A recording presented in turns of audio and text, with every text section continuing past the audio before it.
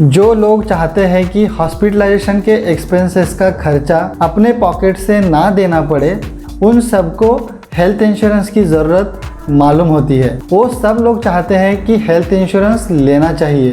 Health insurance लेना चाहिए, ये जब बात दिमाग में आती है तो सबसे पहले दिमाग में और एक बात आती है कि हेल्थ इंश्योरेंस कौन सा लेना चाहिए, मेडिक्लेम पॉलिसी कौन सी लेनी चाहिए, एक मेडिक्लेम पॉलिसी में क्या क्या ज़रूरी होता है। नमस्कार दोस्तों, फिर एक बार आपका स्वागत है अपने चैनल पर। और इस वीडियो में देखेंगे कि हेल्थ इंश्योरेंस पॉलिसी लेते वक्त हमें कौन कौन सी चीज़ों का ध्यान रखना चाहिए, जिससे हमने ली हुई हेल्थ इंश्योरेंस पॉलिसी हमारे ज़रूरत के वक्त बराबर से काम आ जाए। कोई भी हेल्थ इंश्योरेंस प्लान लेते वक्त हम जो पॉलिसी लेने जा रहे हैं वो हम अफोर्ड कर पा रहे हैं या नहीं, मतलब उसकी कीमत क्या है। 10, 12, 15 हज़ार से लेके पॉलिसी स्टार्ट हो जाती है और 50 हज़ार 1 लाख तक के भी प्रीमियम पॉलिसी में दिए जाते हैं। तो ये बात बहुत इंपॉर्टेंट है, हम जो पॉलिसी हेल्थ पॉलिसी लेने जा रहे हैं उसकी कीमत क्या है और वो हम अफोर्ड कर पा रहे हैं या नहीं। और एक बार हमारा बजट तय हो जाता है और बजट में अगर कोई पॉलिसीज़ है तो उस पॉलिसीज़ में आगे जाके हमें क्या क्या देखना चाहिए वो भी हम लोग डिस्कस करेंगे। एक बार बजट तय होने के बाद दूसरी बात आती है कि हम जो हेल्थ इंश्योरेंस पॉलिसी ले रहे हैं उस हेल्थ इंश्योरेंस पॉलिसी में कोपे है या नहीं है। नॉर्मली जो पॉलिसीज़ ली जाती है उसमें 50 के ऊपर या 60 के ऊपर जिनका एज होता है उनके लिए कंपलसरी 10% कोपे रहता है, या फिर 15% या फिर 20% पॉलिसीज़ में कोपे रहते हैं। ये कोपे क्या होता है इसके ऊपर भी मैंने एक वीडियो बनाया है, आप चैनल पे जाके कोपे वाला वीडियो देख सकते हैं। कोपे वो होता है जिसमें क्लेम आने पर एक सर्टन परसेंटेज इंश्योर्ड पर्सन को, मतलब जिन्होंने पॉलिसी ली है, जो पॉलिसी होल्डर है उसको बेयर करना पड़ता है, उसको पे करना पड़ता है, और बाकी का परसेंटेज जो है वो इंश्योरेंस कंपनी पे करती है। जैसे कि अगर 10% का कोपे है और आपके हॉस्पिटल का बिल 1 लाख रुपए का आ गया है, इस बिल में से पहले 10% आपको भरना पड़ेगा जिन्होंने पॉलिसी ली है, मतलब 10 हज़ार अपने पॉकेट से देने पड़ेंगे और बाकी के जो 90 हज़ार है वो इंश्योरेंस कंपनी दे सकती है। तो दोस्तों ये हुआ कोपे वाला कॉन्सेप्ट। जिस कंपनी की पॉलिसी में ये कोपे कम से कम है वो वाला पॉलिसी आपको लेना चाहिए। आप 3-4 कंपनीज़ की पॉलिसीज़ देख लीजिए, जिस कंपनी में कम से कम वाला कोपे है वो पॉलिसी आप ज़रूर चूज़ करनी चाहिए, या फिर जिस पॉलिसी में कोपे है ही नहीं ऐसी पॉलिसी आप को लेनी चाहिए। आप जो हेल्थ इंश्योरेंस पॉलिसी ले रहे हैं उसमें किसी डिसीजेस के लिए या फिर किसी एलिमेंट के लिए कोई सब लिमिट्स तो नहीं है ना, ये आपको देखना बहुत ज़रूरी है। जैसे कि कैटरैक्ट के लिए कोई कंपनी में सब लिमिट्स होता है। जैसे कि कैटरैक्ट का अगर ऑपरेशन करना हो तो एक सर्टेन अमाउंट ही आपको पे किया जाता है, जैसे कि 30,000 एक आँख के लिए, 2 आँख के लिए 60 हज़ार, या फिर 40 हज़ार एक आँख के लिए और दोनों आँखों के लिए 80 हज़ार।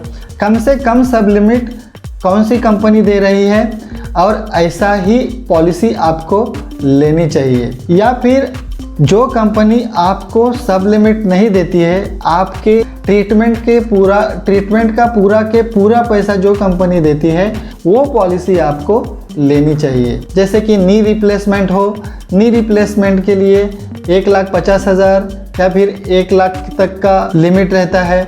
वैसे ही हिस्टेरेक्टोमी, पाइल्स, हर्निया, ये डिसीजेस के लिए भी बहुत सारी कंपनीज में सब लिमिट्स रहते हैं। अगला पॉइंट आता है दोस्तों, कोई भी हेल्थ इंश्योरेंस पॉलिसी लेते समय हेल्थ इंश्योरेंस कंपनी में कैशलेस हॉस्पिटल्स कितने हैं।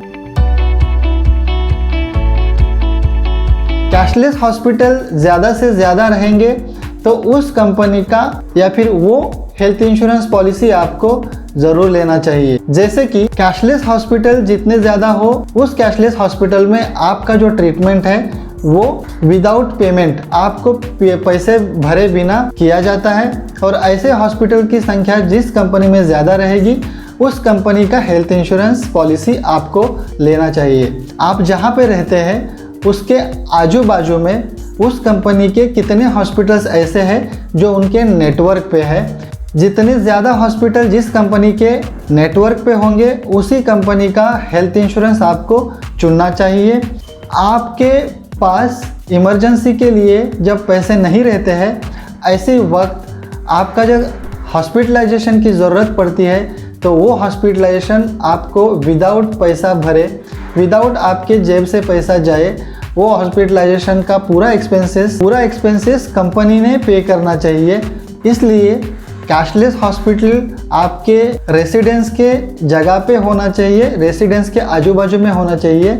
और जिस कंपनी के ज़्यादा हॉस्पिटल्स आपके आजू बाजू में रहेंगे उस कंपनी का हेल्थ इंश्योरेंस प्लान आपको ज़रूर लेना चाहिए।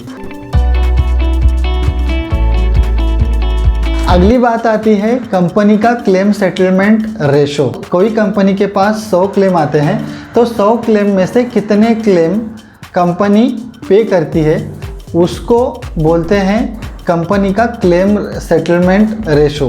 आप आपके एजेंट को या फिर कंपनी के रिप्रेजेंटेटिव को आप पूछ सकते हैं कि आपकी कंपनी का क्लेम सेटलमेंट रेशो क्या है, ताकि जो कंपनी का क्लेम सेटलमेंट रेशो सबसे ज़्यादा है वो कंपनी में आपका क्लेम भी पास होने के चांसेस ज़्यादा रहेंगे। After sales service. After sales service का मतलब होता है एक बार आपने अगर पॉलिसी परचेस की है उसके बाद जो सर्विस आपको मिलती है, जैसे कि पॉलिसी डॉक्यूमेंट टाइम पे मिलना, हेल्थ कार्ड टाइम पे मिलना, क्लेम सेटलमेंट एकदम हैसल फ्री है, आपको डॉक्यूमेंट्स का ज़्यादा झंझट नहीं है, या फिर जो आपको सर्विस देने वाला जो एजेंट है या फिर सेल्स पर्सन है वो आपको कितना अच्छा सर्विस देता है, ये देखना भी बहुत ज़रूरी है। आपके कितने कांटेक्ट में रहते हैं, आपका क्लेम आने के बाद आपको कितना हेल्प करते हैं, आपका क्लेम इंटीमेट करने से लेकर आपका क्लेम आपको आपके बैंक अकाउंट में आपके पैसे आने तक जो कंपनी आपकी हेल्प करती है वो कंपनी जिसका आफ्टर सेल सर्विस अच्छा है, इस ऐसी कंपनी के पास या फिर ऐसी पॉलिसी आपको परचेस करनी चाहिए। इसके बाद आता है पीईडी का वेटिंग पीरियड। कोई भी कंपनी सारे क्लेम्स पहले ही दिन से पे नहीं करती है। पॉलिसी लेने से पहले जो डिसीजेस, जो एलिमेंट्स इंश्योर्ड पर्सन को होते हैं, ऐसे एलिमेंट्स को प्री एग्जिस्टिंग डिसीजेस कहा जाता है। और ये जो प्री एग्जिस्टिंग डिसीजेस है, ये प्री एग्जिस्टिंग डिसीजेस पॉलिसी लेने के बाद एक सर्टेन पीरियड के बाद ही कवर होते हैं। कोई कंपनीज में प्री एग्जिस्टिंग डिसीजेस 1 साल के बाद कवर होते हैं, कोई कंपनीज में ये प्री एग्जिस्टिंग डिसीजेस 2 साल के बाद कवर होते हैं, और कोई कंपनी में ये जो प्री एग्जिस्टिंग डिसीजेस है ये 3 साल के बाद या फिर 4 साल के बाद भी कवर होते हैं। पीईडी प्री एग्जिस्टिंग डिसीजेस पे भी हमने एक वीडियो इस चैनल पे डाला हुआ है, वो आप देख सकते हो कि प्री एग्जिस्टिंग डिसीजेस क्या होते हैं। तो ये प्री एग्जिस्टिंग डिसीजेस का जो कवर पीरियड है, वेटिंग पीरियड है, ये जिस कंपनी में कम से कम है उस कंपनी में आपको पॉलिसी लेनी चाहिए, ताकि आपको जो मौजूदा बीमारियां हैं उस बीमारियों का कवर जल्द से जल्द मिले। अगला पॉइंट आता है कुछ स्पेशल डिसीजेस के लिए भी एक वेटिंग पीरियड रहता है। जैसे कि हेल्थ इंश्योरेंस पॉलिसीज़ में स्पेशल डिसीजेस के लिए 1 या 2 साल का वेटिंग पीरियड रहता है। जैसे कि कैटरैक्ट के लिए 1 साल का वेटिंग पीरियड या फिर 2 साल का वेटिंग पीरियड, हिस्टेरेक्टोमी के लिए 1 साल का वेटिंग पीरियड या फिर 2 साल का waiting period, piles, hernia, hydrocele, ऐसे जो बीमारियाँ हैं, सर्जरीज जिसके लिए नेसेसरी है, ऐसी सर्जरीज के लिए 1 या 2 साल का वेटिंग पीरियड रहता है। ये जो वेटिंग पीरियड जिस पॉलिसी में, जिस हेल्थ इंश्योरेंस पॉलिसी में कम से कम हो या फिर ये वेटिंग पीरियड ना हो, ऐसी पॉलिसीज़ आपको परचेस करनी चाहिए। आप पॉलिसी लेते हैं और पॉलिसी लेने के बाद किसी का कैटरेक्ट का ऑपरेशन आता है या फिर पाइल्स का ऑपरेशन आता है, और वो करने के लिए जब हेल्थ इंश्योरेंस पॉलिसी लेके जाते हैं तब पता चलता है कि ये बीमारी तो 1 साल के बाद कवर होने वाली है, इसका सर्जरी तो 2 साल के बाद कवर होने वाला है। सबसे पहले और सबसे इम्पॉर्टेंट बात ये होती है कि ये जो स्पेशल वेटिंग पीरियड वाले जो डिसीजेस हैं वो कौन से हैं, वो जाके पॉलिसी में आपको देखने चाहिए।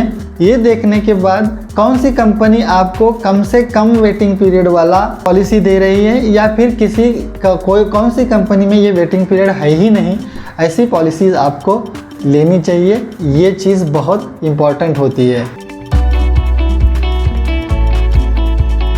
इसके बाद और एक चीज़ हम लोग देख सकते हैं कि हेल्थ इंश्योरेंस पॉलिसी में आजकल रिस्टोरेशन बेनिफिट दिया जा रहा है।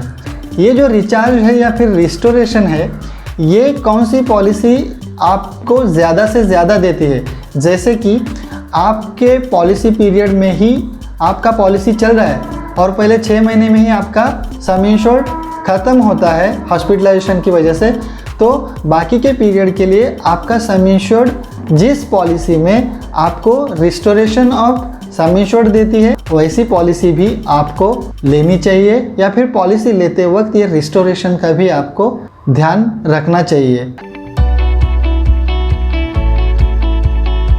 अब आता है बोनस। जिस हेल्थ इंश्योरेंस पॉलिसी में नो क्लेम बोनस, अगर आप 1 साल के लिए कोई क्लेम नहीं करते हैं तो उसके बदले अगर पॉलिसी में कोई बोनस है, वो बोनस 2 प्रकार का हो सकता है। एक तो आपका सम इंश्योर्ड में एक्स्ट्रा सम इंश्योर्ड बढ़ा के दिया जाता है, या फिर आपके पॉलिसी के प्रीमियम में डिस्काउंट के रूप में दिया जाता है। तो ये जो बोनस का फैक्टर है, इसके ऊपर भी हमने एक वीडियो बनाया है, नो क्लेम बोनस।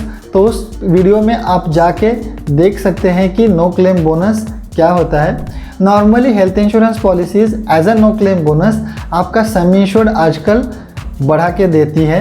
जैसे कि पहले साल में अगर आपने कोई क्लेम नहीं किया है, तो जब आप दूसरे साल को आपकी पॉलिसी रिन्यू करने के लिए जाएंगे, ऐसे वक्त आपका सम इंश्योर्ड 50% से बढ़ा के दिया जाता है। जैसे कि अगर आपका पॉलिसी का सम इंश्योर्ड 5 लाख है, तो आपकी पॉलिसी का सम इंश्योर्ड 50% से बढ़ के 7.5 लाख का हो सकता है, मतलब 2.5 लाख का बोनस आपको कंपनी देती है। उसके अगले साल भी अगर क्लेम नहीं किया है तो पॉलिसी में और 50% का बोनस दिया जाता है। इसका मतलब आपका सम इंश्योर्ड टोटल मिला के 10 लाख का हो सकता है।